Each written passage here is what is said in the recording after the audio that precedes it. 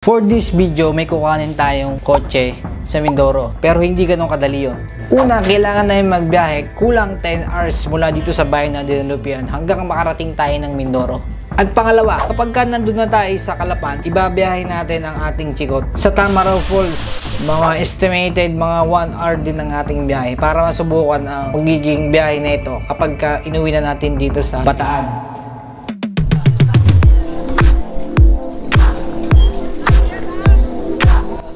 Naging madali nga lang ang pagsakay namin ng pampasaherong bus. Simula nung pagsakay namin ng bus papuntang Cubao at Cubao papuntang Batangas Pier.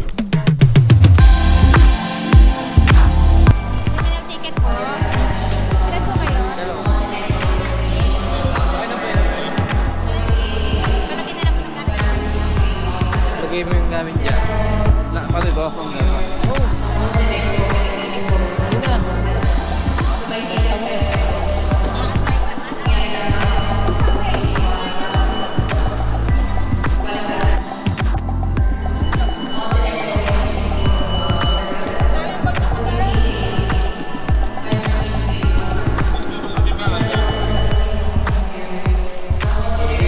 Okay po, thank you po. Gago, doon na tayo. Ayun, doon tayo.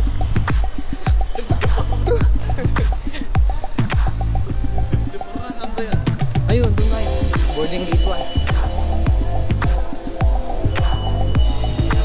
1. Sakto-sakto yung mga natin ah.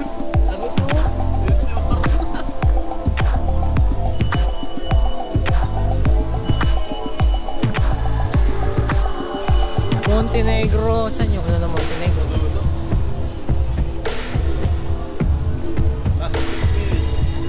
Ano nga?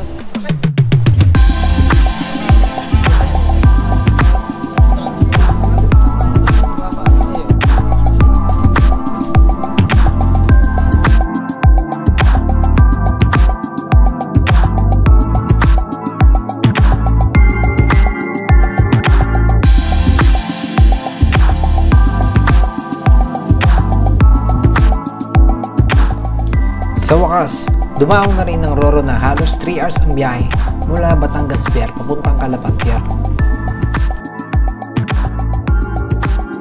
Sa mga nagbabalak sumakay ng Roro, ugaliin natin magbaon ng pagkain dahil sobrang taas ng bilihin dito sa Roro. May mabibilhan naman kaso nga lang, ang 7-Eleven dito sa loob halos triple ang presyo kaysa sa regular nitong presyo.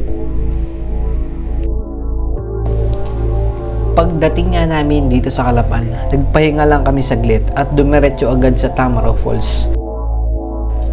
Di ko na rin nakuhanan ang mga susunod na nangyari, dala nga ng sobrang excitement.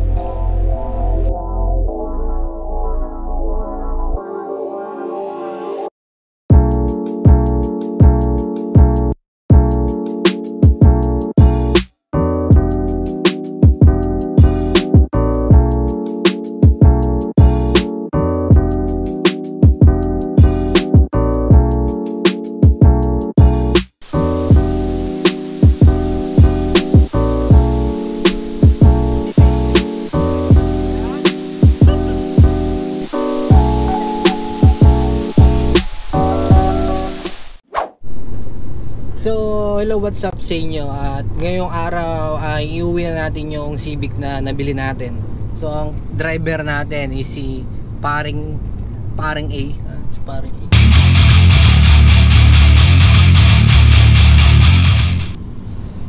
So, ngayon nandito kami sa may Calapan.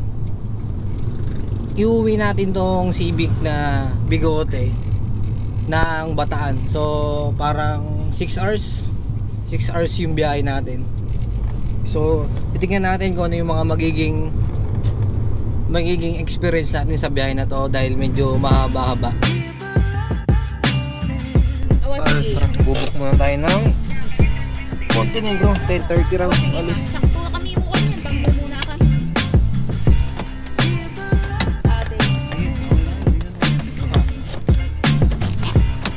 Pitulak. Wakan muna to. Adult passenger. Bubuk tayo dito sa Montenegro. 10:30.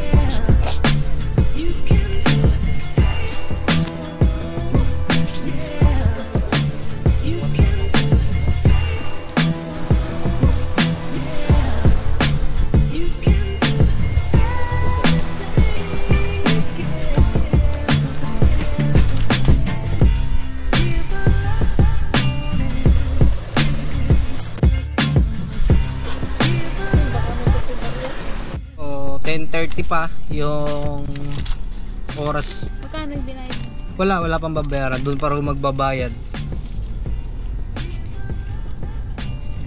Wala din sila matanggap ng payment dyan. Parang booking lang. Oo, booking lang. Pakita lang daw sa guard to eh. So, pinaka-pass.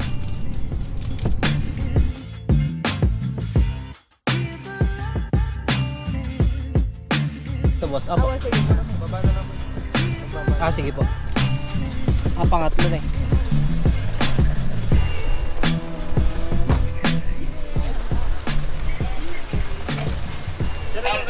Bali, 3 adult kasama na yung driver doon, tsaka isang bata. Apo. Apo, dabo. Apelido mo? Dumaraon. Ay, sa kabila. Morning po.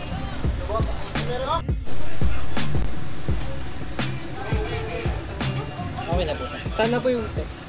Makapasok. Sige po. Bayad tayo ng 189. Tapos, next na dun na eh. Pasok na rin. Tapos, Di pa bayad yung ticket. Parang ano pa lang to? Terminal terminal fee. fee. Saan? Dun sa... Oh, yan. Yan sa may guard. Alam ko doon pa magbabayad yung nakapila ka na sa Montenegro eh. Diretso lang, boss? Montenegro. Montenegro. Alin? Lane 2. So, pipila pa tayo doon sa lane 2. Lane 2. Dami na rin nakapila oh. Oh.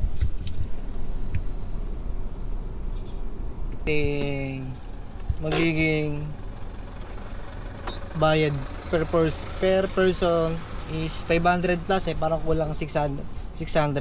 Tapos yung sasakyan naman is 3,800 plus. 3,800 plus sinabi MA. Tapos libre na yung driver doon.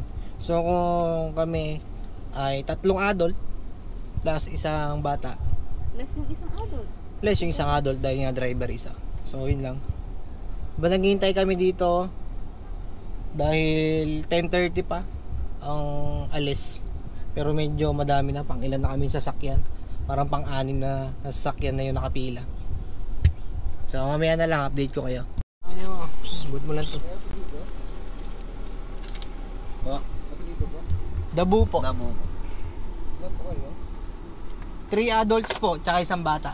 Ilan taon po yung bata? 5 years old po. Matatlo po yung driver? Apo. Opo.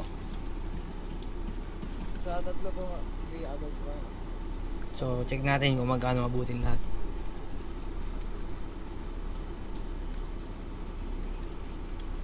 Worth to 96 at Na 4296 Ah. 42. Men, sa point yan. hindi ko lang sinama sa mga bata. Yung. Thank you po. So ang total natin is 4296. Hindi na raw kasama yung bata. Pero last na nagbiyahe kami, may bayad yung ano yung bata. Last Christmas. Pero ngayon wala na. Ito na yung ticket. Kasi pasahero eh. Ito na yung ticket natin. Ay, ito. Yan, ito yung mga ticket natin. Kailangan.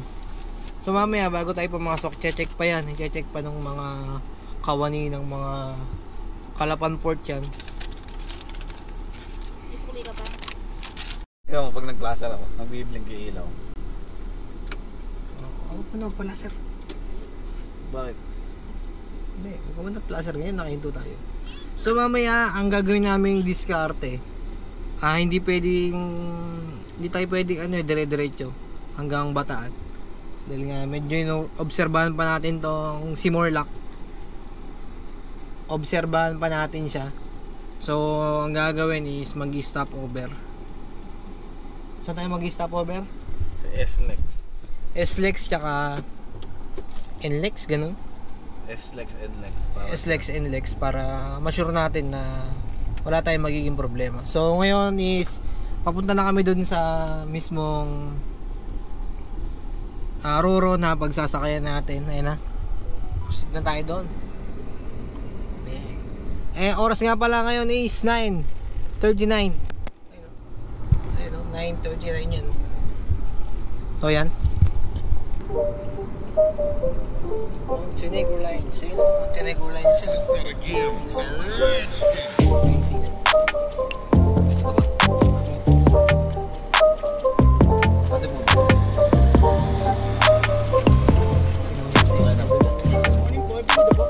Dabo po.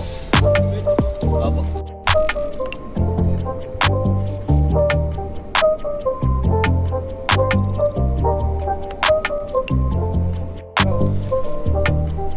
So tara na, pasok na natin. Bukas yung bintana para makita nyo rampahan.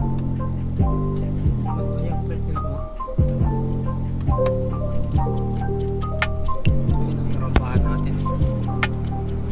Uy, uy. Isasayang siya. So yan tayo banda. Kasi sa atin, wait ulit.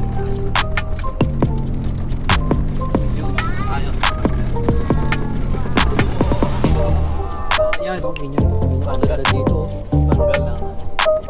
Ayun, pang ano, 3 liter. Wala tayo. Wala ko, medyo madami na yun kanina. Wala pa palang halos naman eh. Malaki kasi. Madami na pumasok kanina pero ang 3 pile pa lang tayo.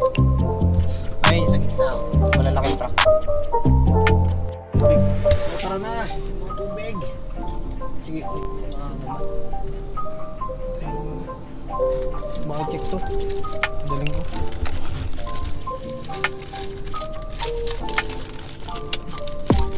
Check ang ating mga papeles. Let's go. Morning po. Dabo po daw.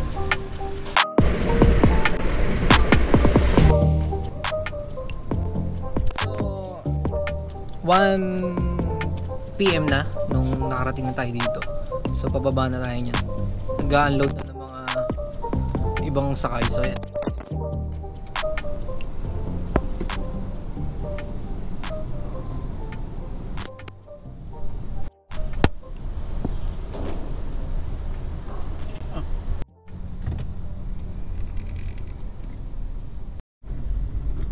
So ayon sa Google Map, mga around 4 hours na biyahe yung naka-indicate.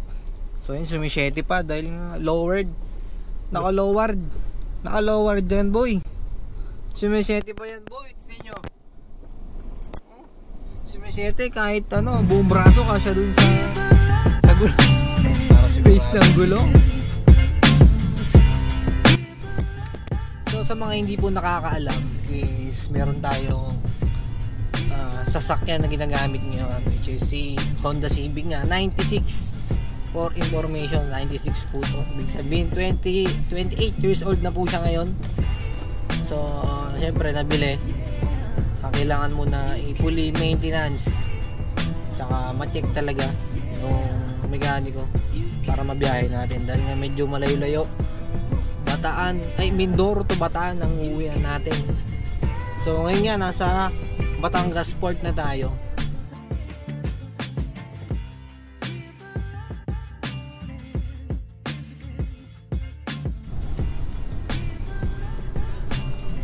Gagi na mamamatay. Pero yan, naka-up yung ano niya, RPM niya. Sa B3. tapos kailangan yung aircon naka-dos. Try natin yung dos.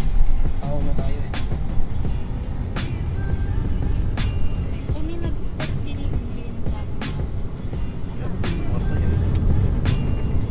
Kogi namatay dun sa intersection. Bumababa kasi bigla yung ano niya, yung RPM niya. So issue yung anong tawag doon? Ha? IACB. IACB.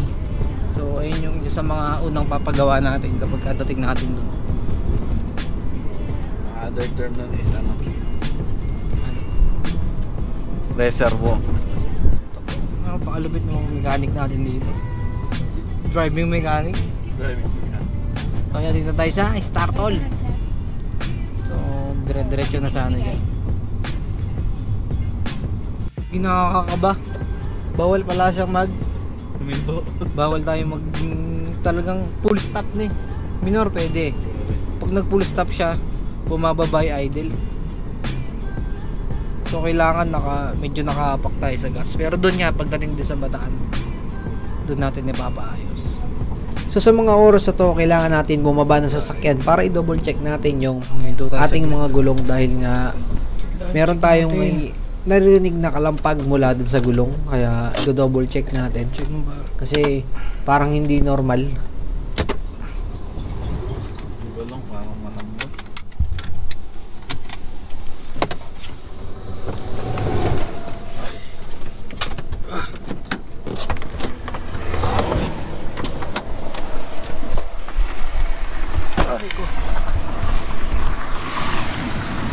Hindi naman. Tikaso. Makaldag lang talaga. Oo. Di, tungkol sa'yo, mamaya testing natin dun sa ano. Mawawala yan. Oo, pangit na kasi yung daan talaga. So yun, dinouble check lang natin yung tire natin. Oo, matunog din mga dumadaan. Oo, maingay nga talaga yung dumadaan. So, it's okay lang din. Mamatay. Ganun talaga. Matay, matay. Matay. Shit, matay na naman. Battery, nagano. Hindi. Pag namatay talaga, nalabas yan. Ilang percent na matanggaling mo ito. Sige. Sige, meron. Meron. Ilan? 11. 11? Okay.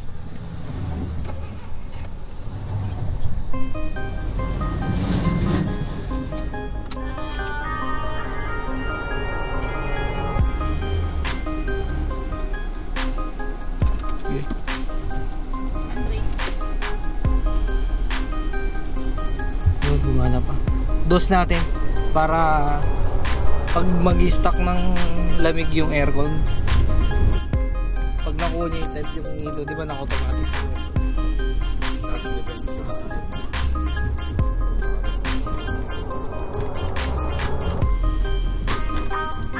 Yung ano better. No, fresh. So, parang style sa ulong gapoy, bumababa yung daan. Ganito talaga. Hindi ko nakigulang eh. May mga dumadaan eh. Magpa-sleeping. Tutoy-tuloy. Bago pa kasi yung ano.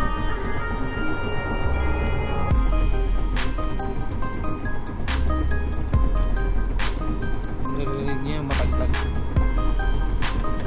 Dahil sa daan. Tsaka yung shock absorber na ito sa harapan is bago.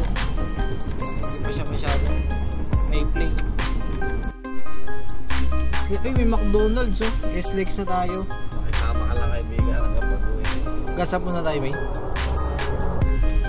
Tapos, kain tayo McDo. Ba't ako yung pinagkaiba niyan? Parehas na.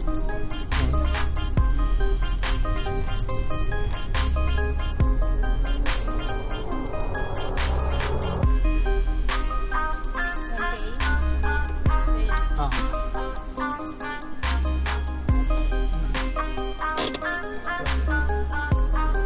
Gasap tayo 1K. So, kanina kasi nasa kalahati yung ano eh. 1K po. Yung fuel natin. Unleaded. Unleaded. Sige, bubrit ko. Sige. Oh, okay. Kakain tayo McDo. Tapos may shoes. Ba?